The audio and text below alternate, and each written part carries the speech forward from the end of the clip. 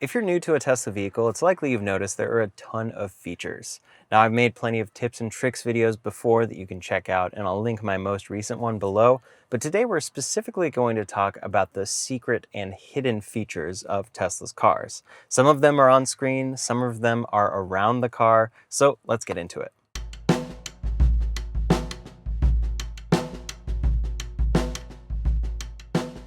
First up is for navigation. Now, the way you want to have this set up is you program your home on screen within the navigation, and you program your work. And then when you get in the car and you want to navigate to one of those, for home, instead of tapping into here and then clicking home, you just swipe down from that little box and it automatically is routing me home.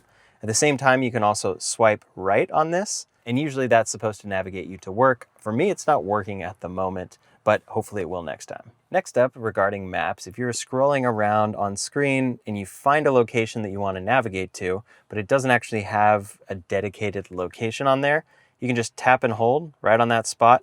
It will drop a pin and you can set as home, set as work. You can favorite that location, which is very useful, or you can just navigate to it right there. Just like how you can customize the dock on your Tesla screen, you can also customize the icons right here on the Tesla app.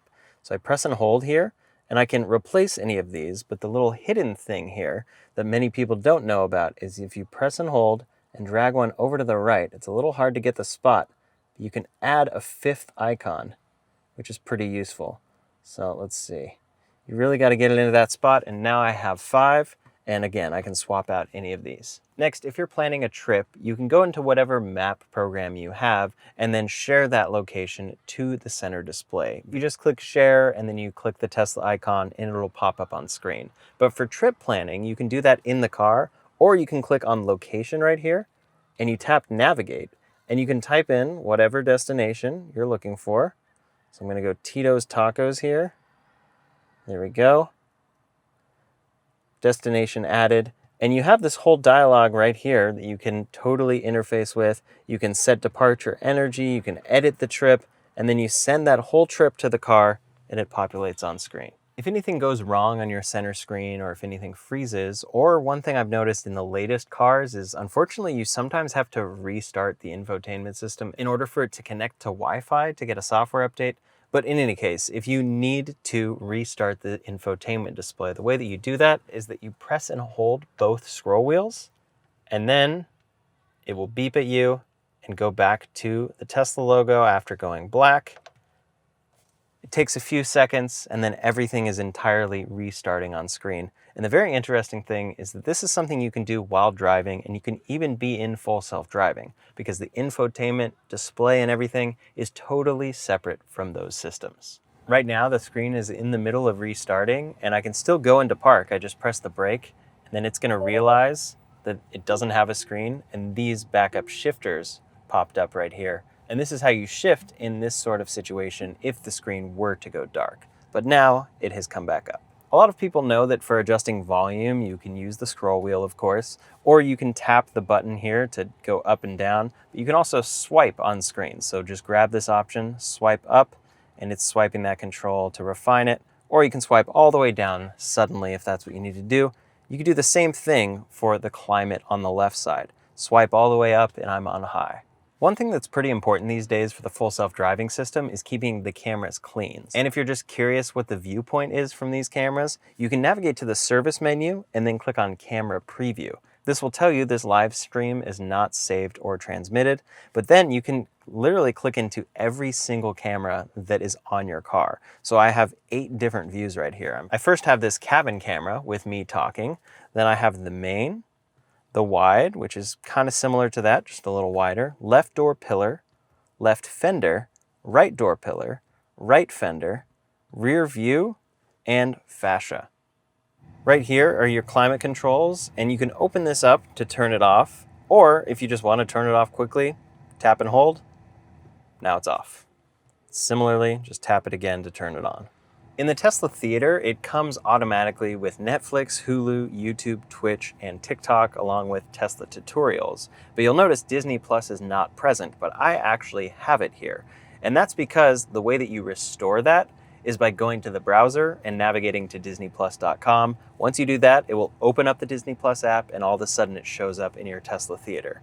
This was the result of some sort of feud that Elon had with Disney that was kind of dumb that it ended up in the car, but that's how you get it back. It's not actually permanently gone. The Tesla Toy Box is known for having a bunch of kind of fun things like this, photo booth, Tron mode, but there are a few things that are actually quite useful that I guess constitute as toys, but in general I actually want to use. So first, this is what photo booth looks like. It's just kind of a fun thing where I can use this right here, the center camera. I can add a Tesla bot, I can do this, take the photo. Just something fun to put in the car, and you can save it, and you can do all sorts of stuff with these different photos once they're saved. Overall, not really something I'm going to use, but a cool thing for kids. But then the paint shop is where you would customize your car to actually match if you got some sort of wrap or had your car painted differently. So a lot of people will actually want to utilize that. Tron mode is just one of those kind of fun things. You can see transforms the whole car, has this whole Tron intro with sound effects. And now I'm a Tron light cycle. I'm going to go ahead and turn that off for now to put on maybe the superior version of it, Santa mode. So that's Santa mode, but light sync is actually very cool. You can turn this on, have it night only or off, and this will sync the accent lights with the music if you want it to do so, and match the color of the album artwork of the music you were listening to at that time. Overall, I think it's quite a cool feature to have. Things like Rainbow Road will turn auto steer into this kind of graphic. Then you have light shows, which are cool to do, especially at Christmas time or something like that. Emissions mode, of course, is very funny, where it will fart for you. But then things like Boombox can actually be another useful feature. You can play the current media you're playing outside of your car. So if you're doing work outside of your car and don't have a speaker nearby, it will play. It's just not a very good quality speaker. But the rest of these, like Tracks, Romance, Sketchpad, and Mars, are fairly toy-like. However, there are those mixed in there that are pretty useful, like Light Sync and the paint shop. On the premium cars that Tesla sells, they have rear screens now, and this is where you'll adjust climate, and then you can also adjust things like the rear seats. You can recline those if you need, or you can scoot up the front right passenger seat. Next, you can control music. Then you can do things like stream from Disney Plus or those other sources you have. There's the Tesla Arcade with a bunch of games, and you can play those from the rear seat completely separate from the front. And then lastly, the kind of hidden thing here is you can actually connect Bluetooth headphones right here. So rear passengers can connect Bluetooth devices to listen to the media that's playing on the rear screen, and it's totally separate from the rest of the car. In the premium trims of the Model Y, when you go into the front trunk and take out whatever cargo you might have in there, you'll notice there's a drain plug, but sometimes this is also covered up depending on if you have some sort of floor mat in there. So you just twist this open, and then if you have ice or water or anything in here, it will properly drain out. Then you just replace this, and you're good to go.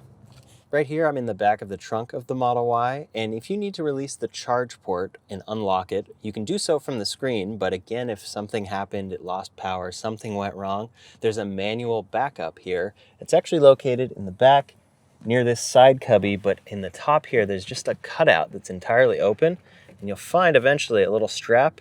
Pull that, and that will unlock the charge port. So if for some reason a charger got stuck, that's how you release it. The way that the doors open in a Model Y or 3 is that you press this button right here, and that's how you get out. It releases the door electronically. But if the car were to lose power in some sort of rare emergency scenario, there's a backup release right here, and it's actually kind of labeled with a little bit of a warning tag, and pulling this will open the door. Now, you don't want to use this one day to day. It's not meant for that. This is what you should use, but it's good to know where this is, and especially where they are in the rear. In the back, you have your normal electronic release, nothing here, and you actually have to reach into the door pocket, pull out this little tab here, and then inside of that is this little yellow cable, and that is what you pull to release the door. This is only if the car loses all power, but it's good to know where it is. I don't think it's a great design. I'm glad that they're hopefully changing this soon, but for today, this is what it is.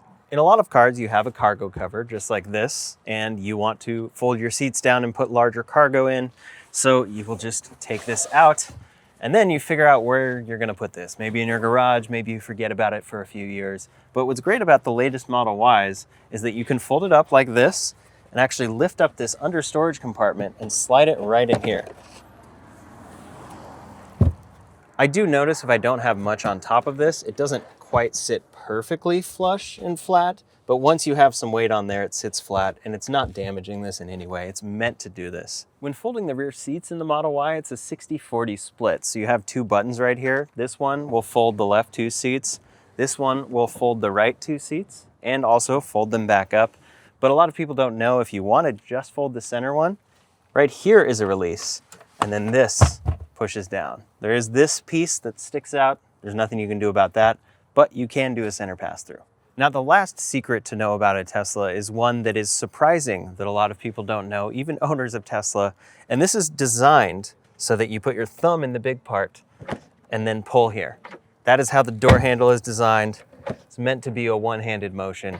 You'd still be shocked how many times you see something like this, a two-handed maneuver. So that is our last tip for today. Hopefully that is helpful for you and maybe your friends. And hopefully this whole video was helpful for you for hidden secret features in a Tesla vehicle. If you have another secret feature, leave a comment below to let me know. And in the meantime, if you want to see the latest tech, EV, and Tesla news, you can check out that video linked up here or in the description below. Thanks so much for watching. I'll see you on the next one.